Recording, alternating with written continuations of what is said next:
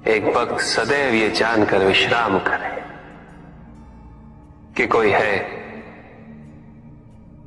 जो सदैव उसका ध्यान रखता है।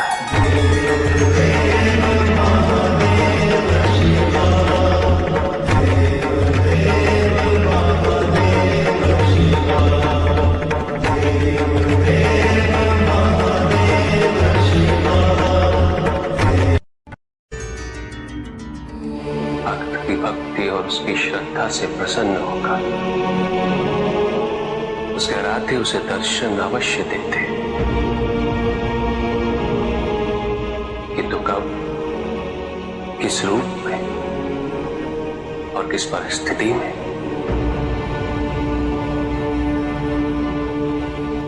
इसका पूर्व ज्ञान होना भक्त के लिए संभव नहीं होता। जब जब भक्त भगवान का ध्यान करता है तब तब भगवान भक्त का ध्यान रखते हैं।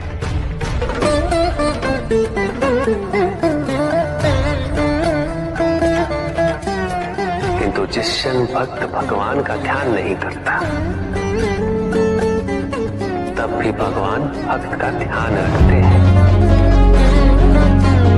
इसलिए तुम्हारा ये कथन उचित है नंदी, मैं व्यस्त हूं और मैं चिरंतन काल से लेकर चिरकाल तक व्यस्त रहूंगा। प्रत्येक क्षण प्रत्येक भक्त का ध्यान रखते हैं।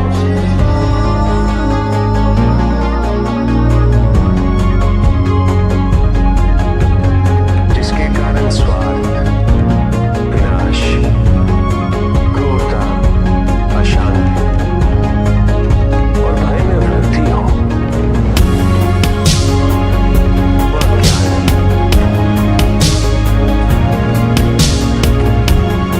किंतु जो व्यक्ति को उदार, निर्भीक,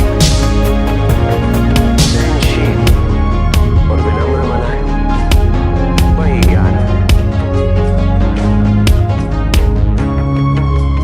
अज्ञान की शक्तियां दुरुपयोग करने हेतु प्रेरित करती हैं, किंतु जो अपनी शक्ति और अपने सामर्थ्य के प्रति अपने उत्तरदायित्व को समझाए, जो न केवल अपने अभित होने से पहले संसार के उद्धार हेतु प्रोत्साहित करे, वो ज्ञान का मूल उद्देश्य ही परोपकार है, सृजन है।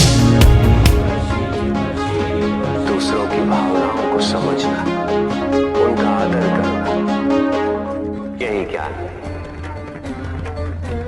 क्योंकि ज्ञान हमें न केवल अपने अपितु दूसरों के दुख और सुख के प्रति भी संवेदनशील बनाता है।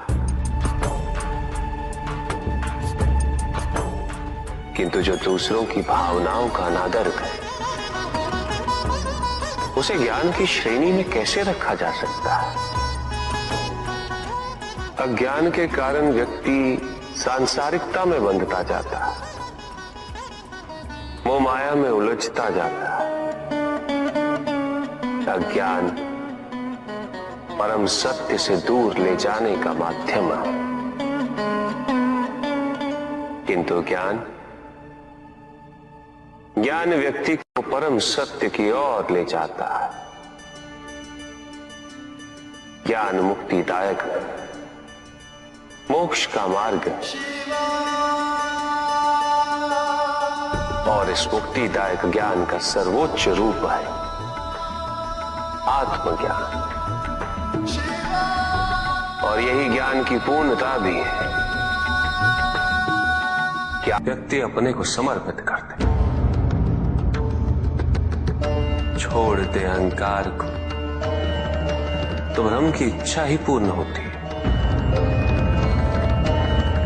और अभी भी वही फलित हो रही है।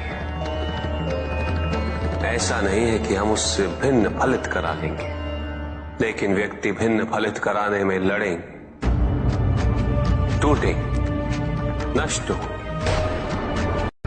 कुछ भी सुनने और समझने के लिए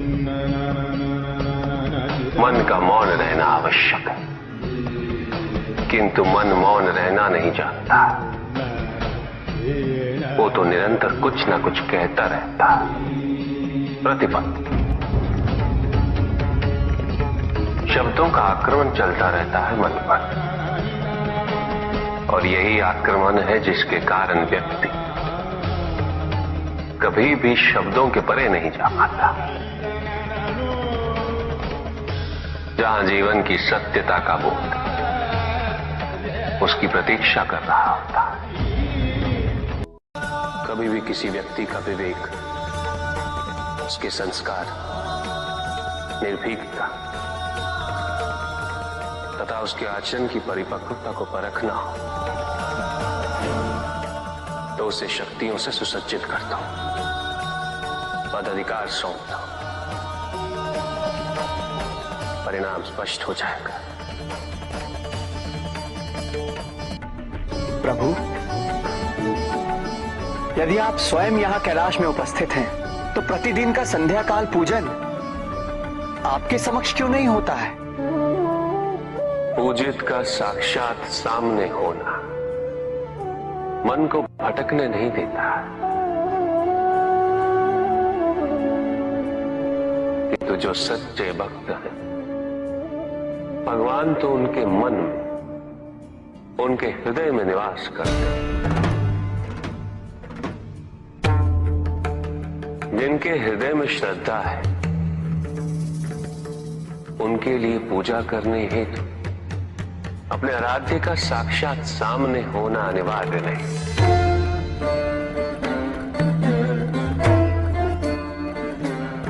वो तो अपने मन के नेत्रों से प्रतिपल उनके दर्शन पा रहे हैं।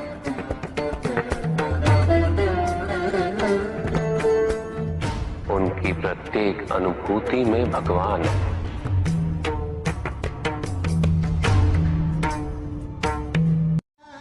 सुख आंतरिक होता है, संतोष आंतरिक होता है।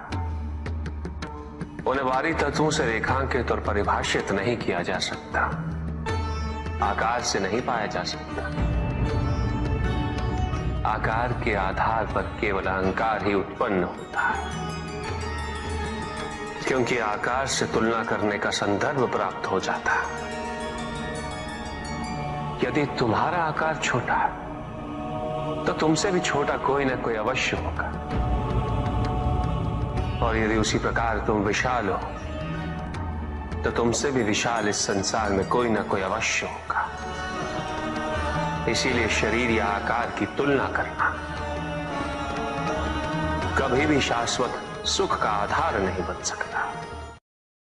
युद्ध किसी व्यक्ति से नहीं गणेश, मानसिकता से होता। युद्ध में संघर्ष अच्छाई या बुराई का नहीं होता, सभी में अच्छाई है और बुराई भी है पुत्र। युद्ध तो विचारधाराओं का होता है।